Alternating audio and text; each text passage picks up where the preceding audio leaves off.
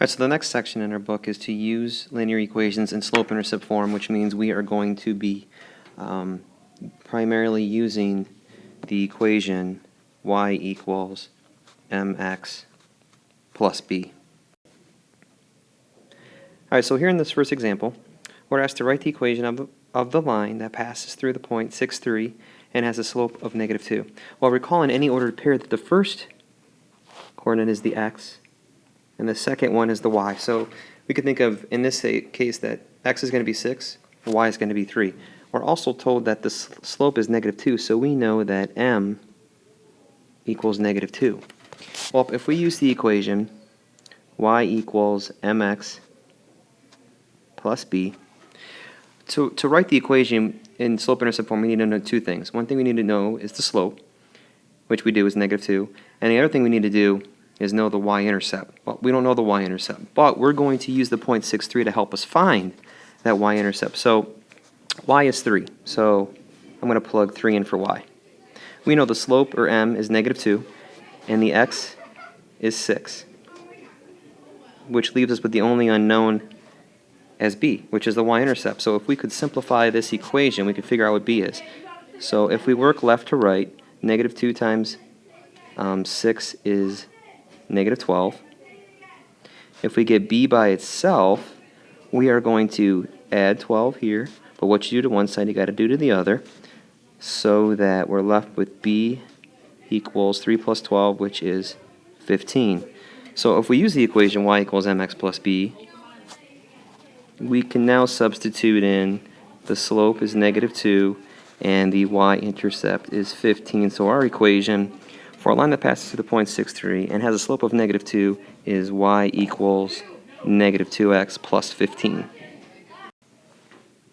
Okay, in the second example, we are asked to write an equation of the line that passes through 3, 0 and 2, -4. We're not given the slope or the y-intercept in this case, but we can find it. So we do eventually want to use, this slope-intercept form equation, y equals mx plus b. Well, we're given 2 points, so if we use the slope formula, we can plug that in and find out slopes. So recall that slope formula, that y2 minus y1 over x2 minus x1, where our first point is 3, 0. So this is our first x, or x1. This is our first y, or y1. 2, -4 is our second point. So this is our second x. This is our second y. We're just going to plug those values in. So y2 is -4.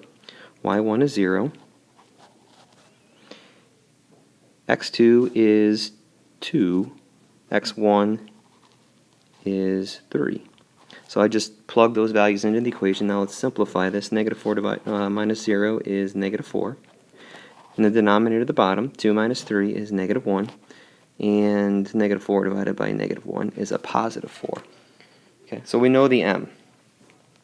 But we don't know y-intercept yet. So if we do this, y equals mx plus b, well, we know m is 4.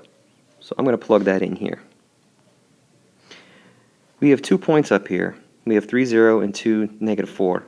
We can pick either one of those 2 points to plug in for x and y. So I'm going to pick the point 3, 0, which means that we can plug in 3 for the x and 0 for the y. And now the only unknown is the y-intercept. So if we do this, 4 times 3 is 12. And as we look at this, b plus 12 plus some unknown number is 0. Well, that unknown number has to be -12. Okay. So now we know m is 4 and b is -12. So if I go back to this y equals mx plus b, here's the equation. I can plug m in for the slope, and I can plug in -12 for the b, and we have our equation.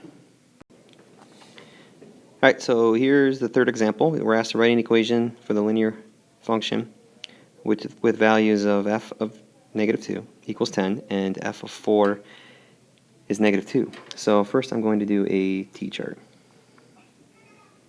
Here's for x and here's for the value of the function. So the first one they give us is -2 and they tell us it's 10. Then they go to 4. So I'm going to write -1, 0, 1, 2, 3, 4. Well, they tell us at 4 it's negative 2.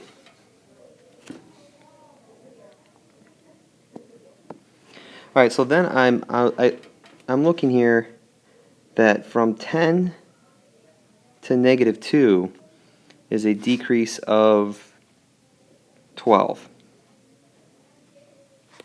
Okay.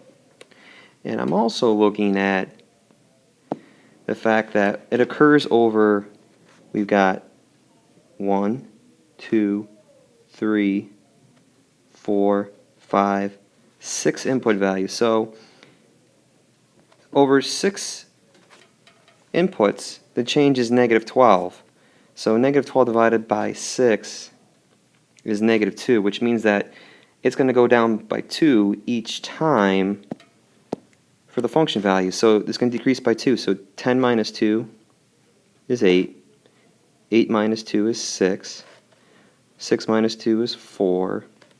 4 minus 2 is 2. 2 minus 2 is 0. And 0 minus 2 takes us to negative 2. So that fits in there nicely. So if we're going to look at using this y equals mx plus b, there's a change of negative 2, which is the same as the slope. Slope is a change in rate. So we can plug in negative 2 for our slope. For our y-intercept, well, anytime you look at the y-intercept on any graph, the x value is always 0. So as we look back at the t-chart, look for an x value of 0, and that seems to be this one right here. So if when x is 0, y is 6, that's our y-intercept. It's going to cross at 6. So I'm going to put a plus 6 here. And there's our equation.